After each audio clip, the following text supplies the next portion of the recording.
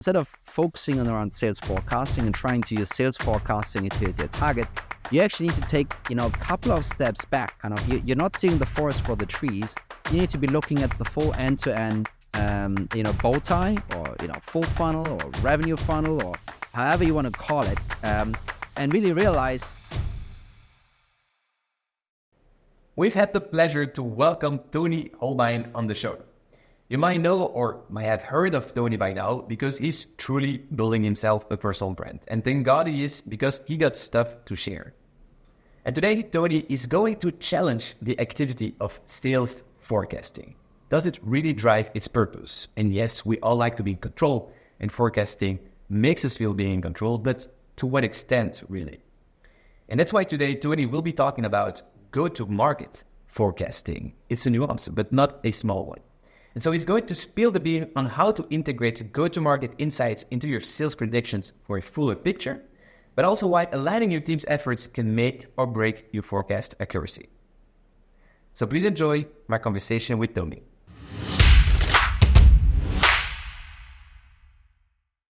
Hi there. Are you identifying anonymous companies visiting your website and automatically sending them to your CRM for sales team to convert? If not, you may want to check out Dealfront. It is Europe's leading go-to-market platform.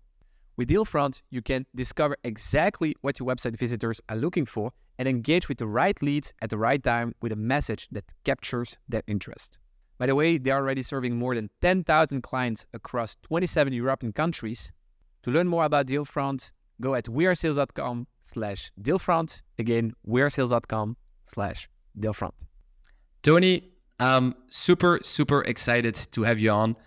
First of all, not only because you are, I think I can say, a thought leader on the topic of today, but also because, man, you are just everywhere. I see you on my podcast. I see you on YouTube. I see you on LinkedIn. You have the newsletter. I mean, you are truly building a voice, not only in the EU, but globally. Obviously, we are focusing on the EU, so I'm even happier to have if I'm not mistaken, German roots, but now living in Denmark, right? That's it. Thanks for having me on the show. Thanks for giving me the opportunity. I always love jumping on podcasts and talking to new audiences and bringing the gospel. But yeah, no, you're exactly right. So I mean, we're trying really hard to build exactly that kind of perception of, hey, these guys are everywhere. That's exactly what we wanna. That's what we want to achieve. And being on those podcasts is a wonderful additional way to do exactly that. Well, as I said, I'm very happy to have you on. Also because I think that we will be talking about a topic that might be somewhat polarizing, of course, with the best of the intentions. But before I get ahead of myself and we talk about what needs to be talked about, can you introduce yourself? What do we need to know about you to, make sure that you're the right person to talk about this? Exactly. So, you mentioned this already. So I usually kind of try to omit this, especially when I talk to a German audience. I try not to tell them that I'm actually from Germany because my German is starting to be really terrible. So I'm really comfortable in English by now. But for the last 12 years or so, basically living in Denmark and in the US. And when I moved to Denmark, very quickly I started a company called Falcon. So back then called Falcon Social, then Falcon IO, and now it's part of Brandwatch and Cision. So social media management software, basically. And really was there from, employee number 7 up until employee number, I think we had 500 or something at the time of exit. And my journey there was, in the beginning, jack of all trades, as, when you're 7 people, you're not a RevOps person. But very quickly thereafter, becoming something that nowadays you would probably call, this was revenue operations. And then I've been doing this, growing up in this role. Spent 3 years in the US building up the market there for Falcon, and then on my return basically became CRO, which is an unusual jump for people listening probably, and really CRO in terms of all of marketing, all of sales, all of customer success below me, and basically kind of running that show from around 15 million of ARR to 50 million ARR, right? And that's then we kind of did the exit, and then I left and so forth. And I did this kind of twice. So after the exit, I left, jumped into a new venture, also here in Copenhagen. Funny story, this company is still selling SMB software to hotels and restaurants and cafes. And I, no joke, joined them on the 1st of March of 2020, right? Kind of basically came out of this very cushy social media management, no crisis, no seasonality. It's always on, into something that's more SMB, which was great. But basically, literally 10 days later, the whole world shut down and all of our customers basically disappeared, which was was kind of a crazy experience. But we had good cash in the bank, good investors, managed pretty well through this, started selling to different segments suddenly. And then also sold that business to, in that case, it was Xero, the accounting software. It's kind of very big in Australia, New Zealand, UK, US. And after those two journeys, in both cases, CRO, in both cases with a very much like a RevOpsy mindset, not with a sales mindset. Basically then building out Growblocks, right? And Growblocks is, I can do the pitch maybe another time, but basically kind of really focusing on the full end-to-end funnel, how to manage that, realizing it's a factory line largely, and deploying tooling in order to manage that complexity, right? That's what Growblocks is doing. More on that maybe another time. Yeah, I mean, it definitely touches back to the topic I want to bring in today, which is sales forecasting. I've heard you talk about it. You've also shared your opinion on the topic with us in private. You said that there is something fundamentally wrong with sales forecasting. And so I want to get your opinion on it. What is wrong? What is it really that's bothering you about it? So so first of all, I don't know how much time I wasted sitting in sales forecasting meetings, right? It's number one. And I think what's really important to preface here, especially with the tough sales leadership crowd that I'm probably faced with here, that's like, what do you mean? This is my day-to-day. Why is that bad?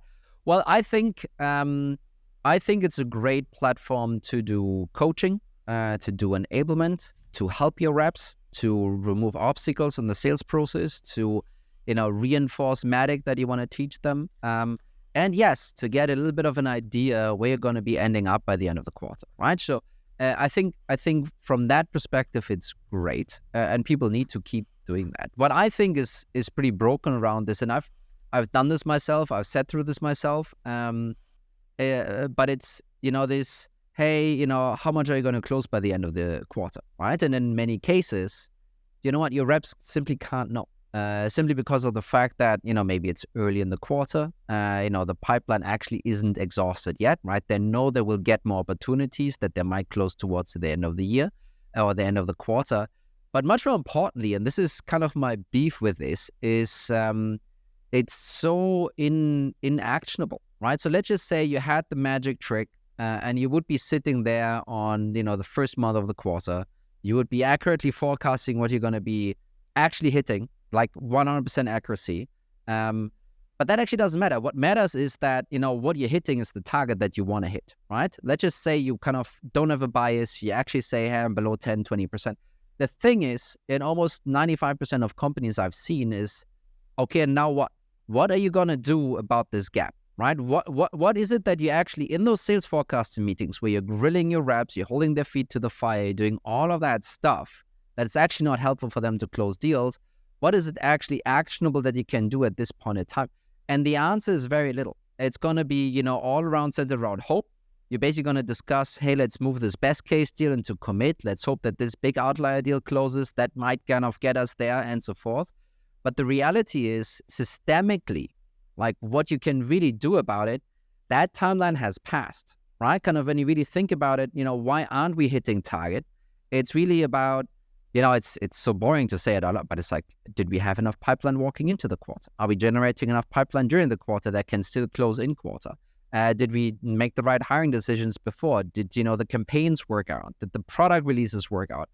All of that stuff, at this point where the sales forecast is turning red, meaning, hey, you're not going to hit target, you don't have any of these things at your disposal anymore. It's over. And basically what I'm trying to say is, you need to be, instead of focusing on around sales forecasting and trying to use sales forecasting to hit your target, you actually need to take, a couple of steps back. Kind of, you're not seeing the forest for the trees. You need to be looking at the full end-to-end, bow tie, or, full funnel or revenue funnel, or however you want to call it, and really realize, wait a minute. So, okay, Q4 is done. We failed by 10%. right? You do your QBR, you do your postmortem, you kind of sit there, need to explain yourself to the CRO, CEO, or CFO, and they're gonna ask you kind of why did you miss, right? And then the answers will be, well, we didn't have enough pipeline, or whatever it might be, right? So those answers will come up, and they're totally legit. And then my question as a CEO was always, okay, we didn't have enough pipeline. Why didn't we have enough pipeline? Oh, it's because we didn't book enough meetings. Okay, why didn't we book enough? It's because we didn't hire those SDRs. It's because the inbound campaign didn't work out. It's because whatever. And it's like, okay, when was that? And then they say like, well, that was actually in August. We're talking about Q4. So that was actually in August. It's like, okay, in August, you knew you didn't have enough people to generate enough opportunities to get enough pipeline to hit your target in Q4. So you were sitting on that information, and you made now the whole company miss Q4. Why didn't you take action back then? And really, it's a little bit unfair. I'm probably going to step on some toes of some listeners here. But the reality is kind of, while you theoretically did know, you didn't actually have the tooling for you to kind of understand what's going on. What can you do about it? How big is the gap going to be? Et cetera, et cetera, et cetera, et cetera, right? And that knowledge, that's what we're calling go-to-market forecasting, right? Really looking at this from a broader perspective instead of the really important deal-to-deal management and sales rep management that's happening in most sales forecasting calls. Yeah, I feel like it's also about having more leading indicators and lagging indicators. That the forecasting is just practically the same as just final performance, except you just know it one quarter before. Yes. No, and here's one thing that I think a lot of sales leaders, when I discuss it with them, kind of stumbling over and walking away and like, he's such an arrogant prick, which I probably am sometimes, by the way. So I apologize for that. But it's really this. So we're kind of going to release a new podcast episode, I think this week or next week, and it's going to be about like, Q1 is already baked, like we're in like early January. You need to work on Q2, right? And the true reality here is Q1 is not baked. As a sales leader, it's like, no, I mean, we're at the beginning of Q1. There's still tons to execute. There are kind of tons of deals to win, tons of negotiations to maneuver, tons of leadership and management stuff to kind of do in order to land this quarter really well. And I totally agree with this. I guess what I'm trying to say is, to a certain degree, the ceiling is set, right? Kind of all of your leading indicators that you've been working on for the last 3 to 6 months, they're kind of there. You have the opportunities you can play with, you have the leads you can play with, and you have the reps you can play with. But the ceiling is set despite maybe some luck. And the floor is kind of set because, hey, that's baseline performance. The job is now to kind of get as close as possible to the ceiling. But in lifting the ceiling, that takes more than just those next 3 months, right? And that's why we're saying, like, if you want to lift the ceiling of what your sales performance can deliver, you will have to. And for some folks, it's 9 months, 12 months, depending on sales cycle and lead cycle and all that stuff. You have to actually kind of, I don't want to say plan ahead because everyone is afraid of planning, but you have to look ahead. And you also, and this is really important, when your CEO comes around the corner and gives you a new plan in December for Q1, it's like you won't be able to, if this is a crazy target, you just won't be able to kind of get there. No matter how much wonderful champion work you're going to be doing, it's the ceiling to a degree is kind of set. And really working on that, lifting that up, I think you need to do this with a little bit more foresight. I mean, I think this is maybe my criticism, or maybe it's criticism more of the system than it is of the role. Very few sales leaders think about next quarter. And I'm okay with that. When I was CEO, I was like, that's future Tony's problem. Today's Tony's problem is hitting this quarter, right? So kind of that mindset, I think, needs to wake up a little bit. Yeah, on that, you only think one quarter ahead. I obviously don't have like the experience like you do, and like many others in the community, but I would also think that maybe depending on where you stand in the organization, you look at forecasting in a total different context. I would think that people that, are maybe the first line manager is just thinking about, all right, we need to hit the target because, my compensation plan is linked to it. While the CEO might be thinking, all right, we need to forecast because I need to make certain investments and I don't know how much we can invest based on the forecast. So maybe depending on who you are also in the organization, you look at forecasting differently. And I don't know, is that in your opinion also a thing? And how could you actually make sure that the entire organization has like that same singular view towards forecasting? Yeah, I think it's two things. It's seniority, yeah, to a degree. Yeah, I think you're right about that. But it's also where you are on the funnel. So let's just say what I've learned is actually that marketing leaders are a little bit more switched on to this because they don't have those sales forecasting meetings. They can't sit there and talk about money that they're going to close by the end of the month or the end of the quarter. They know they're dependent on sales, right? And they also know that they're not sitting one sales cycle out. They're sitting a sales cycle out plus some, right? And basically kind of they're realizing, you know what, whatever I'm doing today, really it's going to end up being money next quarter or the quarter after. So I feel like those folks, they're kind of seeing this a little bit more clearly on the marketing side. And then I think on the sales side, I think, I think you're right about the hierarchy, but I think it doesn't hurt regardless where you sit, to be thinking, a couple of steps ahead. Because why? First of all, chances are that your direct boss is thinking about those couple of steps ahead, and might be their direct boss is CRO or CEO. I always would recommend yourself aligning to your direct boss, by the way. And number two, I think it's extremely useful for you and your ability to hit targets, because that sales math, that logic, it's not a given. And you will need to be, again, depending on where you sit, you will need to be pushing back against some of the targets that you're getting. Right? Kind of that is if you're working for IBM, yes, you probably won't be able to do that. If you work for some kind of a startup or a scale up or something like this, yeah, you will be able to influence the target setting. And then kind of having some logic and some math behind it and be like, you know what, I'm comfortable overall with this, but I'm seeing there's a gap in Q2 and there's a gap in Q4. And, right now, from my perspective, I don't know how we're going to fill this thing actually. So what is it that is going to change in the organization? And I'll do my part as a sales leader as much as possible. But what is it that's going to change? And please convince me, because I'm a salesperson, I'm not easily convinced of that stuff. I smell the BS real quick. Please convince me what is going to happen that enables us to actually close that gap, right? And I think asking those questions as a sales manager, I mean, yeah, you should totally be. As a VP, you should 1000% do it.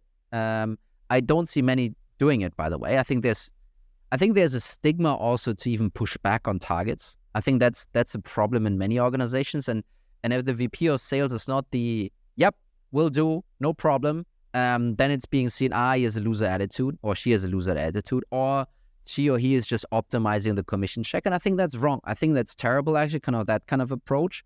And what I recommend and what I've done myself is just use some math. Use some math to say like, hey, there's this problem coming up. And we as an organization, it's not a me problem. Yes, I'll not hit my target, sure, and I'll make a little bit less, commission, but the whole company is gonna fail. All the reps are gonna fail. Then my reps are gonna leave. And all of that other stuff is gonna happen. So having that foresight and bringing this to the table and pushing some of that, I think that can be independent of where you sit in the organization. And by the way, and this is, if this wasn't a sales leadership crowd, I would actually say like, well, you should be relying on your sales ops, rev ops person to help you with some of that stuff, right? Because those guys and girls should be running the math, and they should be tapping you on the shoulder and say, hey, Dylan, you have a problem coming up. And I think this is this can be a bit of a superpower that also sets you apart as a sales leader. Interesting. Hey there. Are you letting your marketing and sales teams leverage the power of deep data? If not, you may want to check out Dealfront. It is Europe's leading go-to-market platform. And Dealfront draws from 3 channels of data: EU company databases, multilingual web crawling, and trigger event. And so this allows you to identify accounts exhibiting genuine buying intent, pinpoint key decision maker, access their contact details, and seamlessly integrate with your CRM for streamlined operations. With deep data comes a deep understanding of how to reach your revenue potential. Oh, and have I mentioned that Dealfront was born and raised in Europe? Therefore, no need to worry about data compliance. They know all about it. Learn more about Dealfront at wearesales.com/Dealfront. Again, that's wearesales.com/Dealfront. And now, back to the episode. You also said go-to-market forecasting, you also said that the sales rep, from first line manager to VP, CRO, it wouldn't hurt to think more than one quarter ahead. But then you also mentioned, that go-to-market aspect of, having marketing, customer success, all making sure that we have one and the same forecast. How would you go about it? How do you orchestrate that cooperation? Because I hear, marketing and sales misalignment, is kind of a hot topic, like a buzzword. It's almost abused as a word. But at the same time, that's what you're also now recommending, like thinking of that go-to-market forecasting. And so I can also imagine some sales leaders thinking, oh, I feel you, Toni. I feel you. I want to do it, but we are trying it already for the 5 last years. How should we go about it? What would you say to them? So I think it comes down to and it's not just a sales and marketing misalignment. I think this is just where it comes out a lot because it's so much pressure on this thing. I think it's misalignment across the full funnel, including CS, and actually also including finance. And I think for me, there are like 3 main reasons that are causing this. Reason number 1 is and this, sorry guys, this, a little bit boring, but you have siloed data. You have like your forecast in Clary, your sales forecast in Clary, you have your pipeline in Salesforce, you have your leads in Marketo. All of them are cut in different dimensions. You can't ask really, the dots are not connected, period. It's not there. And yes, Power BI won't solve that for you. Number 2, there's what I sometimes call you don't have a common language, and I'm not talking about what is the MQL definition, but even working through issues as a go-to-market management team, you're not using the same words with the same meaning, talking about metrics and data and so forth, in order to work through those issues, right? This is, reason number 2 for misalignment. And then reason number 3, which I think is the biggie actually, is misaligned goals. I can tell you the number 1 thing that drove, my VP of sales to like white hot anger level in like no time was, sales team missing target by a couple of % and marketing celebrating. That was the immediate like, you know what, I never want to work with these people again. And the reason why that happened was targets were misaligned, right? It shouldn't be possible. It shouldn't be possible that either of these teams can actually celebrate without all of them hitting. It shouldn't be possible. And I'm not saying that every marketing person should have a revenue target. I think you can be more intelligent about it because I think it's unfair to hard incentivize people for things that are too far away from actually, being able to impact. But you can align those goals and like, the typical example is like, hey, we need 2,000 MQLs from you. And then marketing is like, okay, cool, let's go. I'll do 2,000 MQLs, no problem. But really what sales is like, well, I want 2,000 of those good MQLs, not the webinar MQLs. and this is just one of those silly examples that just repeats itself 1,000 times throughout the funnel. And that's the reason why marketing is like hands up in the air, hitting 2,000 MQLs, and 1,500 of those are like, booth leads from your event with like, those what is it, like contact cards, being kind of shitty leads that don't convert. Like it's not going to happen, but they can celebrate because they hit the MQL target.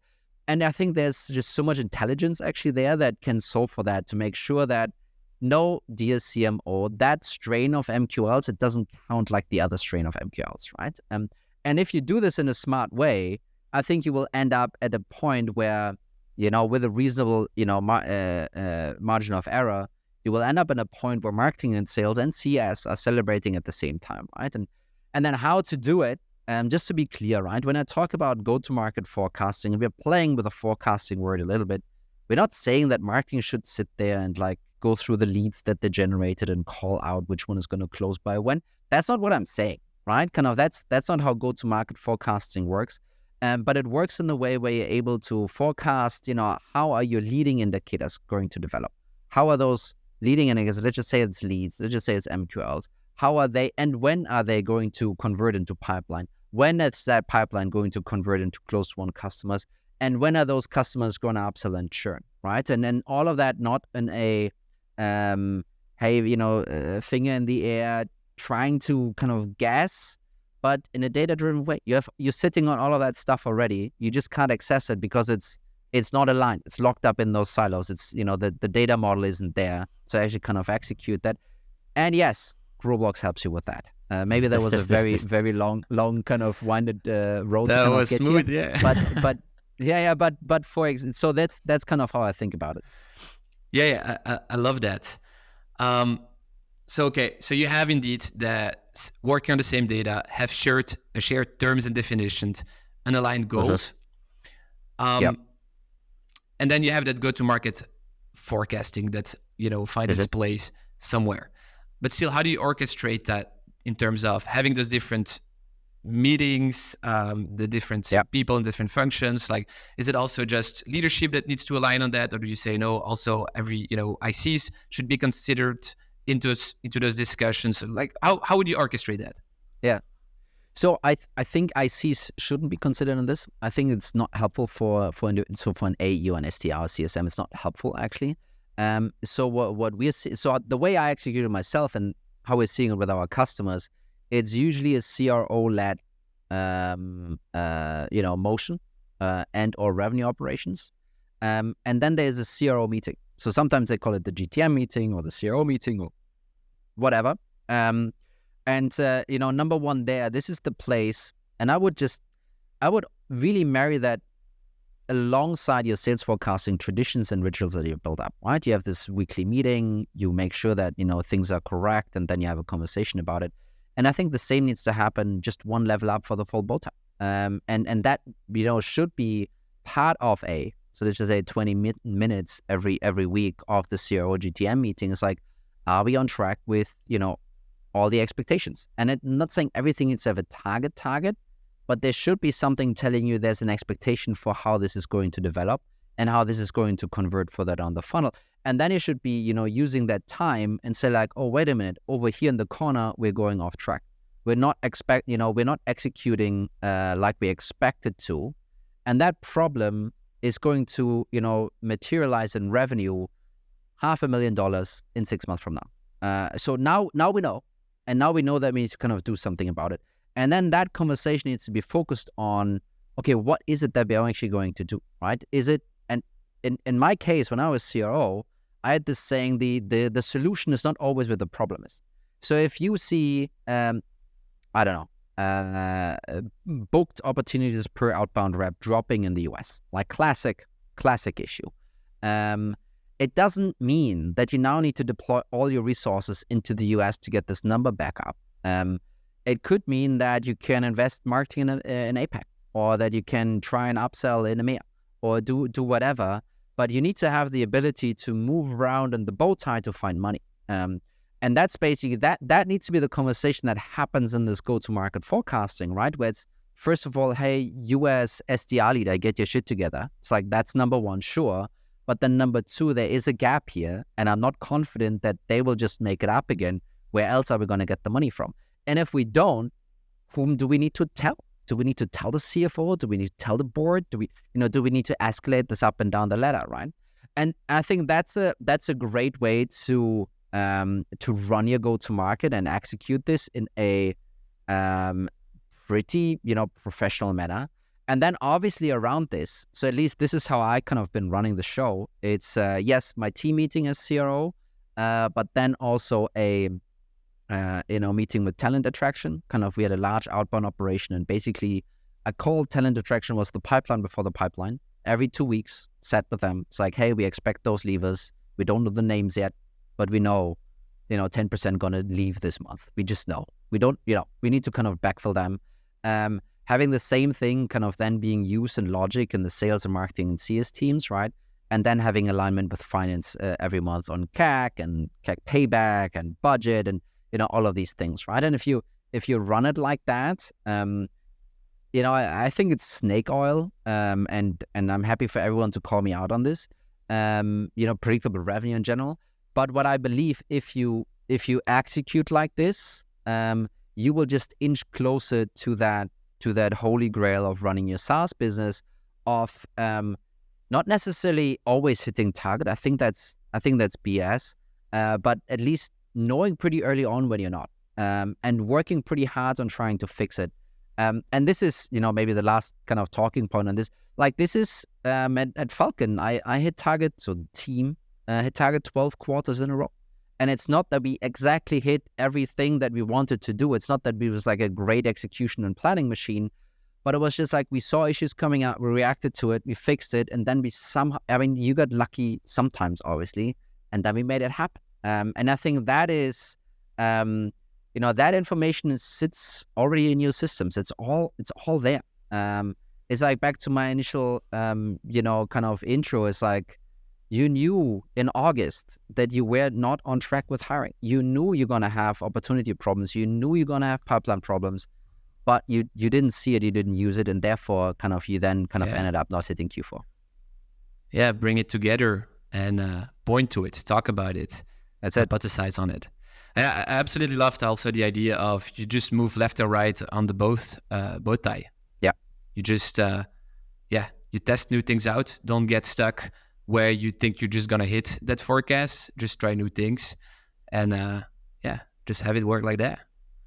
No, absolutely. That's like, I think what's difficult is, I think sales leaders in general maybe all of you should kind of go and check out Jacco's revenue architecture course, so Winning by Design. Just depending on, so let me kind of give this caveat. If you're below 10 million in revenue, I think you don't need that. I don't think you need to understand revenue architecture and all of these things. But I think as you pass that, as you cross that line, 10 million, I think your revenue team, your go-to-market team, it turns into a factory. And that doesn't mean that you're impersonal and that everyone is just a cog in the system or something like that. It just means that you have enough data, you have enough understanding, you understand how you scale this thing, you understand how you spend money in order to have predictability just by volume, and use that, use it. And I see so many teams stumbling, going from pre-10 million, even getting there is a crazy outlier. But the way you get to 10 million is, the gunslinger approach, and yes, you have some founder sales, and then you have 2 or 3 really great sales reps, and you somehow get there, and it's magic. But then in order to get from 10 to 20 to 50, you suddenly need to turn into like a process-oriented machinery. And that switch is sometimes difficult, right? And using some, emerging technology that can help you with helping you fix that part in your go-to-market and just be using the data that you already have. I think this can be a trick for folks to remove some of those stumbling blocks that are certainly happening between 10 and 20. I like that. Hi guys, on May 16, 2024, we are hosting the 3rd edition of the We Are Sales Conference. This is the event in Europe when it comes to sales leadership. Our ambition is to eventually get to the 10,000 attendees, so it will mean the world to us to see you there. You can get more information about the event on our website at wearesales.com/conference. All right, let's go back. Yeah, I think it's a fair statement to say that from there you can look at sales as revenue as a science, and then I think it's a good book. We'll definitely refer them, even though I think that a lot of people from the community know it already. But always good to mention. Benelux, those are kind of neighbors to you. I know Jacco has been living in the US now for 20 years or something like this, but his accent Dutch, still gives it away. Yeah. You Yeah. can't always recognize a Dutch person.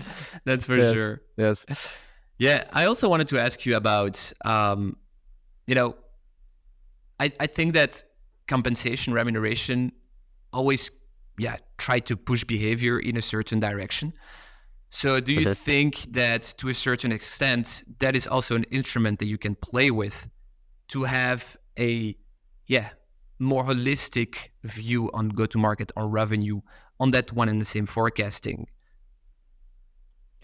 I'm not sure. I think, and this is usually my joke with like finance people, because whenever you kind of enter a new organization, the finance folks are like, hey, why don't we just change the compensation, the comp plan, and jack it up and make it, make them, make more money. It usually, and there's some research around it. First of all, it doesn't work in general. Apparently, commission doesn't work in general. So that's kind of research, right? But I'm not actually a fan. Not a fan of that. But number two, when it does work, it's 20% maximum of the motivation and the stuff you do, right? 20%, that's the ceiling. And I think you can play around with your comp plans all you will. At the end of the day, you're going to hit that 20% ceiling, right? The rest is ability, motivation in general, intrinsic, extrinsic, help you get from the organization to get better and help you get from the funnel in order to hit your goals, right? I mean, you can give me as an AE, as an individual contributor, you can give me $1 billion to hit $100 million in revenue for a year. If I need to find that money myself with like 10K tickets, it's never gonna happen. It's just not going to happen, right? And so that's why I think there's a ceiling for this. And then number two, I believe it makes people pretty unhappy and stresses them out to put them under hard targets that they get a certain, large part of their compensation from. Let's just say 40%, 50%. Not talking about the 10% on objectives for the organization or something, but like real money. I think it's counterproductive to put them under high pressure compensations for things that they do not have direct impact on. And what I mean, for example, SDRs, everyone is like, oh, you should, compensate SDRs, or outbound reps, BDRs, whatever you call them, you should compensate them on revenue that they close. It's like, no, I think 80% should be on what the output is that they're producing, which is meetings, opportunities, and have whatever, quality marker in place. And then 20%, yes, on the revenue that comes afterwards. But putting them 100% on the revenue is like, yeah, that was a great opportunity, but this guy blew it. He showed up late. He didn't read my notes. And I think that burns people out. And I think that's true also for marketing. It's true for sales. It's true for kind of all kinds of different folks. So in terms of incentives, I don't think you will move the needle by saying like, okay, instead of giving you new biz commission, we're going to give you, I don't know, go-to-market goals, commission. I don't think it's going to work like this. I think it's less so about incentives. It's more so about understanding kind of where you sit in the revenue side. And then, again, like align data model, align common language, align goals, kind of that's really the important piece. Yeah, I would actually agree with what you said there. When it comes to compensating people, have like a very good tie with the activities that they are performing.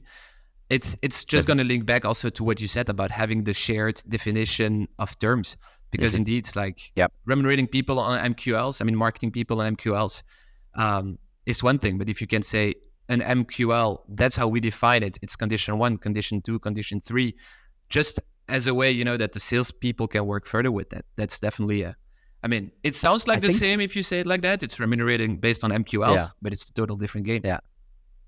So, and I think, and you can choose, right? It doesn't need to be MQLs. It could be opportunities, for example. But what I would just recommend for everyone is, especially on the marketing side, especially as a sales leader, you're receiving let's just say half of your revenue from marketing. Push for targets that are, okay, how many hand raisers are you going to deliver to me? And hand raisers might be demo requests or trial requests or requests for, pricing or whatever it might be. Those are hand raisers. This is someone that's kind of ready, that's, walking into the store and wants to talk to you about what you have in the store, right? And that number you want to have go up, because this is where your money really is.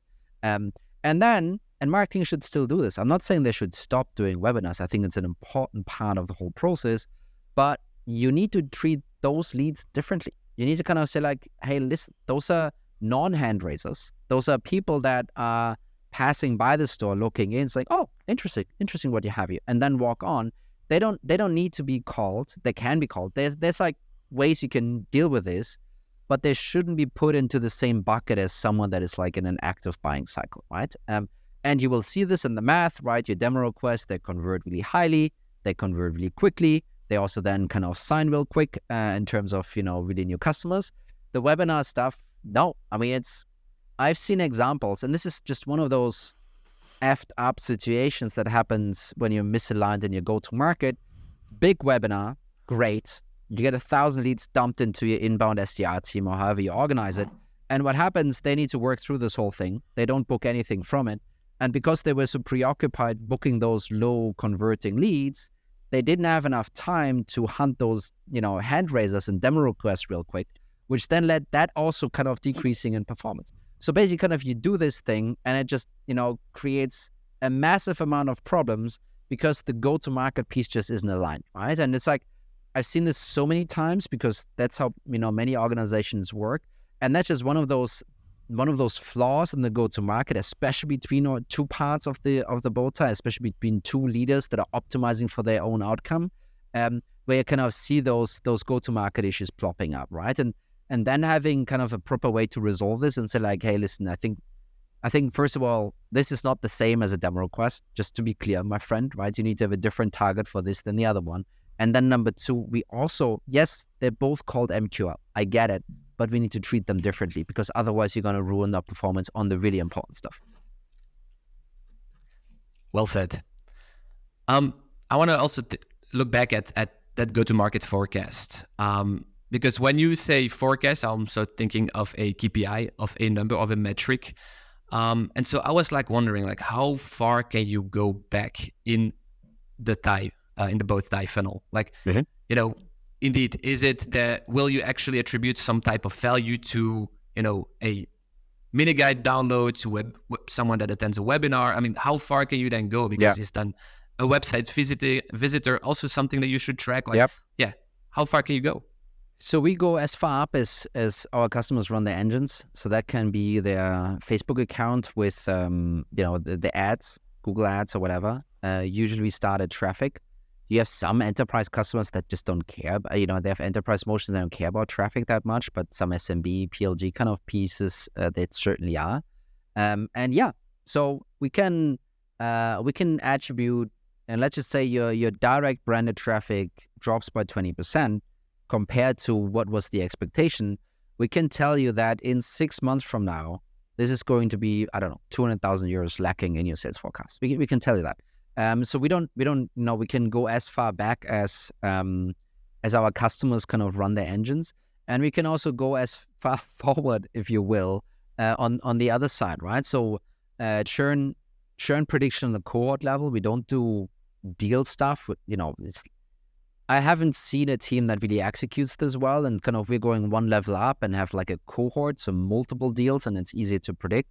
And then the same with upsell, and really importantly, in order to align your whole funnel to how finance is seeing the world, is you want to have total revenue in there. That's at the end of the year, finance says like, hey, Dylan, we need to grow to 20 million. We're at 10 million right now, and then okay, churn is so much, upsell is so much, new business needs to be so much.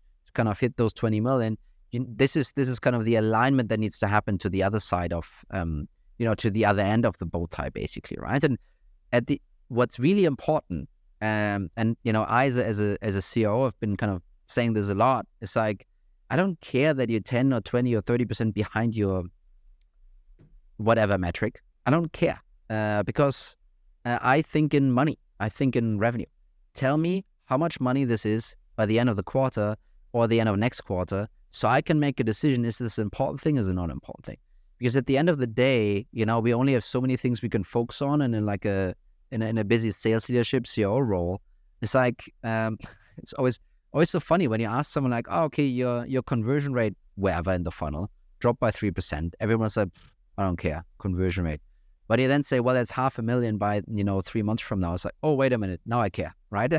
And that's what you need to be, by the way. That's what you need to be demanding from your RevOps team. Kind of, they shouldn't be throwing those metrics at you that just going through your head. It's like, tell me the money. Tell me how much money are we going to lose because of that problem, right? And that's kind of the epic piece here in the go-to-market forecasting, where you can tie all of these metrics across your funnel. You can tie all of them back down to revenue impact that is basically delayed in time, right? Depending on far up you go in the funnel, and how many steps it still needs to kind of before it hits revenue.